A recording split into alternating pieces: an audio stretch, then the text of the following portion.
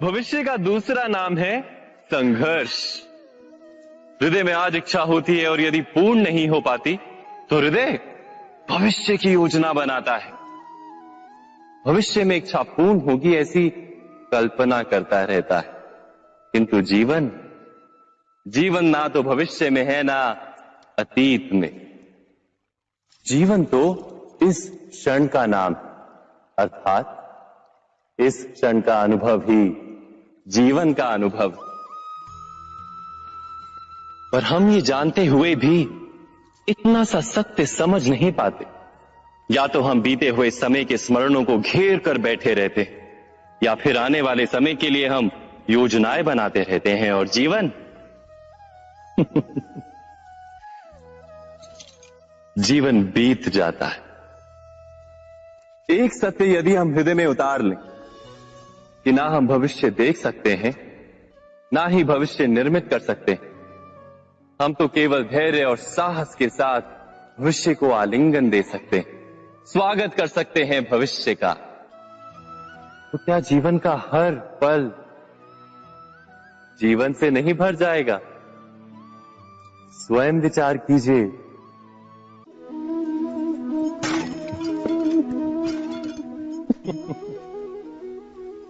कभी कभी कोई घटना मनुष्य के जीवन की सारी योजनाओं को तोड़ देती और मनुष्य उस आघात को अपने जीवन का केंद्र मान लेता।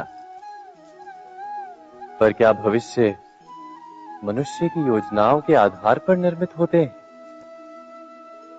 नहीं। जिस प्रकार किसी ऊंचे पर्वत पर सर्वप्रथम चढ़ने वाला उस पर्वत की तलाई में बैठकर जो योजना बनाता है, क्या वही योजना उसे उस पर्वत की चोटी तक पहुंचाती है? नहीं। वास्तव में वो जैसे जैसे ऊपर चढ़ता है वैसे वैसे उसे नई नई चुनौतियां, नई नई विडंबनाएं, नए नए अवरोध मिलते हैं। प्रत्येक पद पर वो अपने अगले पद का निर्णय करता है। प्रत्येक पद पर उसे अपनी योजनाओं को बदलना पड़ता है। कहीं पुरानी योजना उसे खाई में ना ढकेल दे। वो पर्वत को अपने योग्य नहीं बना पाता, केवल स्वयं को पर्वत के योग्य बना सकता है। क्या जीवन के साथ भी ऐसा ही नहीं? जब मनुष्य जीवन में किसी एक चुनौती को, एक अवरोध को अपने जीवन का केंद्र मान लेता है, अपने जीवन की गति को ही रोक देता है, तो वो अपने जीवन में सफल नहीं बन पाता और ना ही सुख और शांति प्राप्त कर पाता। अर्थात जीवन को अपने योग्य बनाने के बदले स्वयं अपने को जीवन के योग्य बनाना ही सफलता और सुख का एकमात्र मार्ग नहीं। स्वयं विचार कीजिए।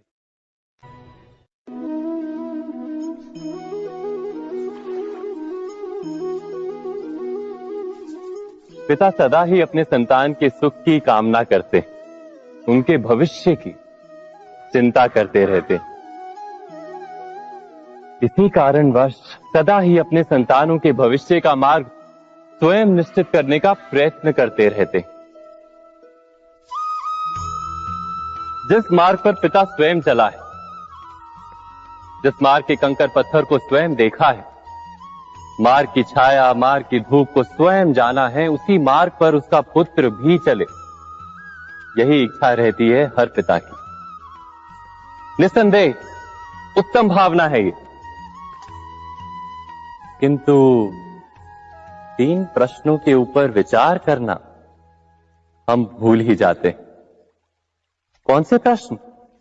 प्रथम प्रश्न, क्या समय के साथ प्रत्येक मार्ग बदल नहीं जाते? क्या समय सदा ही नई चुनौतियों को लेकर नहीं आता? तो फिर बीते हुए समय के अनुभव नई पीढ़ी को किस प्रकार लाभ दे सकते हैं? दूसरा प्रश्न, क्या प्रत्येक संतान अपने माता पिता की छवि होता है? हाँ, संतानों को संस्कार तो अवश्य माता पिता देते हैं, किंतु भीतर की क्षमता तो ईश्वर देते हैं। तो जिस मार्ग पर पिता को सफलता मिली है, विश्वास है कि उसी मार्ग पर उसकी संतानों को भी सफलता और सुख प्राप्त होगा। तीसरा प्रश्न, क्या जीवन के संघर्ष और चुनौतियां लाभकारी नहीं होती? क्या प्रत्येक नया प्रश्न एक नए उत्तर का द्वार नहीं खोलता? तो फिर संतानों को नए नए प्रश्नों, संघर्षों और चुनौतियों से दूर रखना, ये उनके लिए लाभ करना कहलाएगा या हानि पहुंचाना?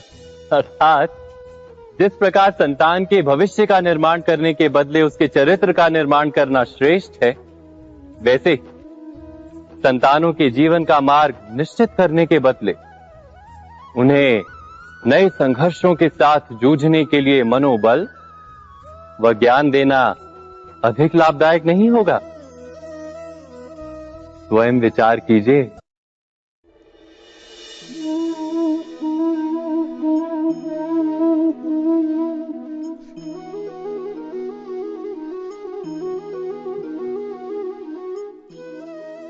जीवन का हर क्षण निर्णय का क्षण होता है।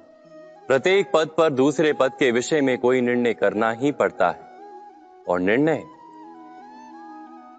अपना प्रभाव छोड़ जाता है। आज किए गए निर्णय भविष्य में सुख अथवा दुख निर्मित करते हैं, ना केवल अपने लिए, अपने परिवार के लिए भी, आने वाली पीढ़ियों के लिए भी। जब कोई दुविधा सामने आती है तो मन व्याकुल हो जाता है, अनिश्चय से भर जाता है। निर्णय का वो क्षण युद्ध बन जाता है और मन बन जाता है युद्ध भूमि। अधिकतर निर्णय हम दुविधा का उपाय करने के लिए नहीं, केवल मन को शांत करने के लिए लेते हैं। पर क्या कोई दौड़ते हुए भोजन कर सकता है? नहीं। तो क्या युद्ध से जूझता हुआ मन कोई योग्य निर्णय ले पाएगा? वास्तव में शांत मन से जब कोई निर्णय करता है तो अपने लिए सुखद भविष्य बनाता है, किंतु अपने मन को शांत करने के लिए जब कोई निर्णय करता है तो वो व्यक्ति भविष्य में अपने लिए कांटों भरा वृक्ष लगाता है। स्वयं विचार कीजिएगा।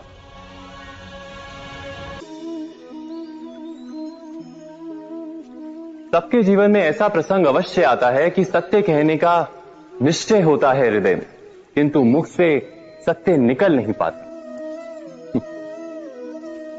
कोई भय मन को घेर लेता है। किसी घटना अथवा प्रसंग के बारे में बात करना या फिर स्वयं से कोई भूल हो जाए उसके बारे में कुछ बोलना, क्या ये सत्य है? नहीं, ये तो केवल तथ्य है। अर्थात जैसा हुआ था वैसा केवल बोल देना सामान्य सी बात। किंतु कभी कभी उस तथ्य को बोलते हुए भी भय लगता है। कदाचित किसी दूसरे की भावनाओं का विचार आता है मन, दूसरे को दुख होगा ये भय भी शब्दों को रोकता है। तो ये सत्य क्या है? क्या हमने कभी विचार किया है? जब भय रहते हुए भी कोई तथ्य बोलता है तो वो सत्य कहलाता है। वास्तव में सत्य कुछ और नहीं, केवल निर्भयता का दूसरा नाम।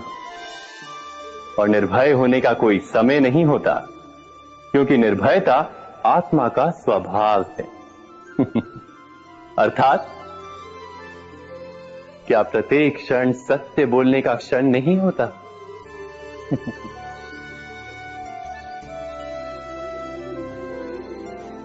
स्वयं विचार कीजिए।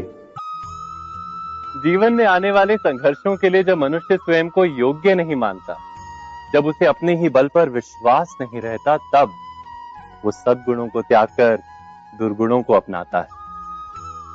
वस्तुतः मनुष्य के जीवन में दुर्जनता जन्म ही तब लेती है जब उसके अंतर में आत्मविश्वास नहीं होता। आत्मविश्वास ही अच्छाई को धारण करता है। ये आत्मविश्वास है क्या?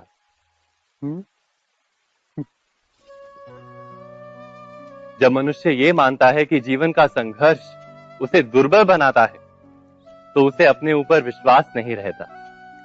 वो संघर्ष के पार जाने के बदले संघर्ष से छूटने के उपाय ढूंढने लगता है। किंतु जब वो ये समझता है कि ये संघर्ष उसे अधिक शक्तिशाली बनाते हैं, ठीक जैसे व्यायाम करने से देह की शक्ति बढ़ती, तो प्रत्येक संघर्ष के साथ उसका उत्साह बढ़ता है।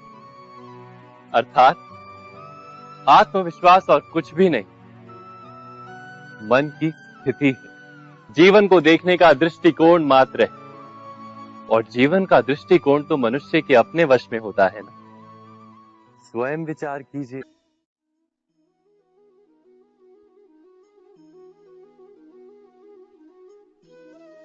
ज्ञान प्राप्ति सदा ही समर्पण से होती है, ये हम सब जानते हैं। किंतु समर्पण का वास्तविक महत्व क्या है?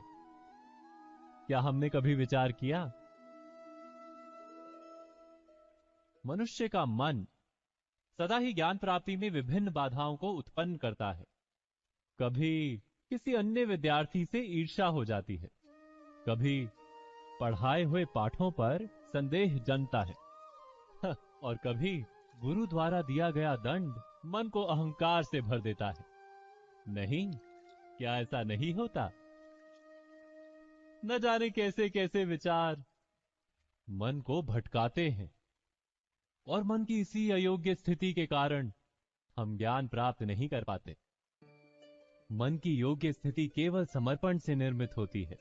समर्पण मनुष्य के अहंकार का नाश करता है। ईर्ष्या, महत्वाकांक्षा आदि भावनाओं को दूर कर हृदय को शांत करता है और मन को एकाग्र करता है।